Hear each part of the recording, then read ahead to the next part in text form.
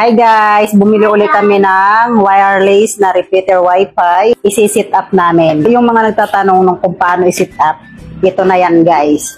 Papakita namin sa inyo kung paano i-set up. Yung iba nagtatanong paano daw i-set up and kung may babayaran daw monthly or luludan. Ang sagot ko dyan ay hindi po luludanin, wala kayong babayaran monthly. After nyo i-set up, gagamitin nyo na lang. So, mayroon siyang 4 na sungay. Sungay ba tawag dito?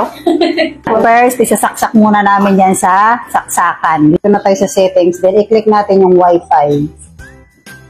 Antayin lang natin na lumabas. Click mo yung repeater.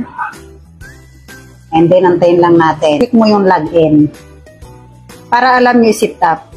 And then, piliin natin yung repeater mode setting. Yung unang-una. Next. And then, waiting ulit tayo. And then, i-click nyo yung Wi-Fi mo. And then, ilagay mo yung password ng inyong Wi-Fi. And then, pwede nyo na yan palitan ng pangalan, guys. Kung gusto nyo palitan ng pangalan. I-click mo yung box na maliit. And then, ito, pwede nyo palitan yung pangalan. Bahala na kayo kung ano ilalagay yung pangalan. Then, ayan na guys. Nalagyan na natin ang pangalan. And then, i-click nyo yung next. And then, ayan guys. And then, antayin lang natin.